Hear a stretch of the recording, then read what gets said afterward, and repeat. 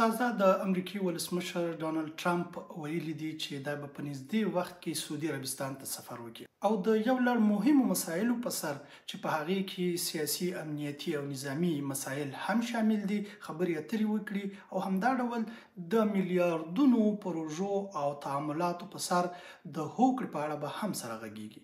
همدا ډول د اوکراین ولسمشر ویلي چې راتلونکې اونۍ کې به د سعودي عربستان ته سفر وکړي او په یو لړ مهمو مسایلو به د سعودي مشرانو سره وغږیږي چې په هغې کې یوه مسله به د اوکراین د سولې موضوع هم وي. همدا ډول څه باندې یوه اونۍ وړاندې د روسیې د بهرنیو چارو وزیر او همدا ډول د امریکا د متحده ایالاتو د بهرنیو چارو وزیر او ورسره مل پلاوی هم سعودي عربستان ته تللي وو او د اوکراین په موضوع باندې خبرې اترې.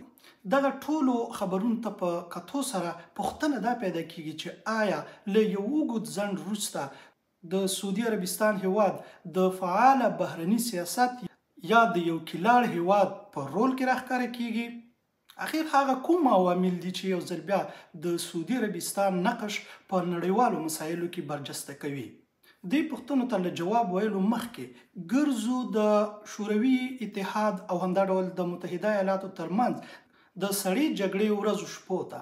د سړې جګړې پر مهال د امریکا د متحده ایالاتو ولسمشر ریګن او همدا ډول د سعودي عربستان بادشاه شاه فهد په خپلو کې سره هوکړه وکړه چې په هر ډول وي دوی به د شوروي اتحاد پر وړاندې په ګډه مبارزه کوي او په افغانستان کې به هغوی ته شکست ورکوي.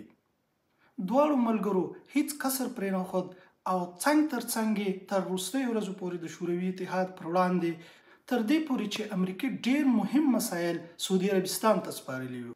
ان تر دې پورې په 1915 میلادي کال کې د سعودي عربستان د استخباراتو مسؤل د امریکای له لوري په یو مهم میشن مسکو ته ولېږلی شو.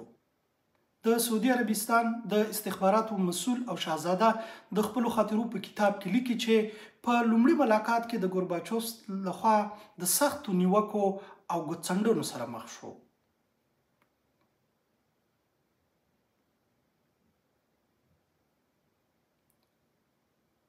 تر دې چې ګورباچوف سعودي عربستان ته وویل تاسې ناحقه د افغانستان په داخلي مسایلو کې ګوتې وهئ او هر کال د افغانستان د جګړې لپاره 200 میلیونه ډالر ورکوئ.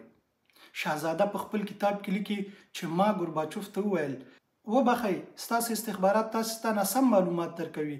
موږ هر کال د افغانستان لپاره 200 میلیون نه بلکې 1500 میلیونه ډالر ځانګړي کوو او که ضرورت شو له دې ډیر نور مصرف ته هم چمتو یو. شاهزاده ګورباچوف ته زیاتوي دوی یوازې په مالی لحاظ د افغانستان په جګړه کې ښکیل دي خو اتحاد جماهیر شوروي په مالی او فزیکي دواړو برخو کې د افغانستان د جګړې برخه ده چې تاوان ګالي.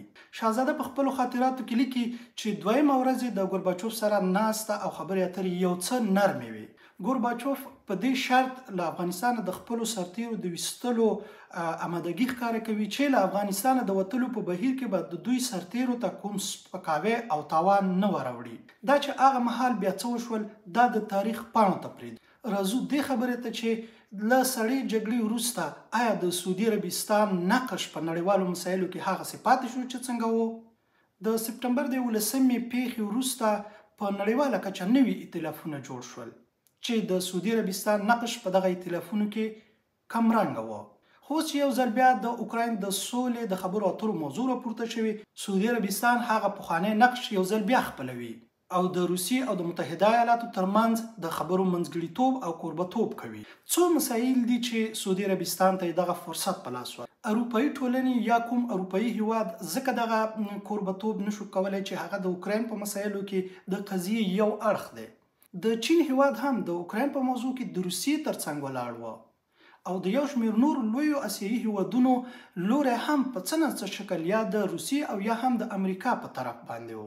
یوازې عربي هیوادونه چې په دغه برخه کې کوم لوری نه و نیولی نو ځکه د دغه فرصت لپاره تر ټولو مناسب ځای او جغرافیه سعودي عربستان و. په وروستیو کلونو کې د سعودي عربستان او د روسیې ترمنځ هم اړیکې پراخې شوې وې او دا هم هغه څه و چې د دغه دواړو هیوادونو اعتماد یې جوړ کړی و.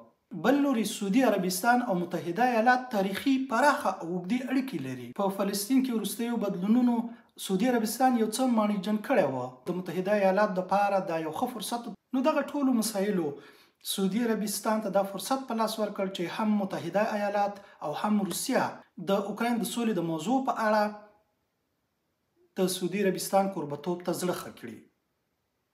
خو دا به ولیدلی شي چې د دوی دغه کوربتوب او منځګړیتوب په دغه خبرو کې د روسیې او د متحده ایالاتو په دریځ څه اغیز ولري.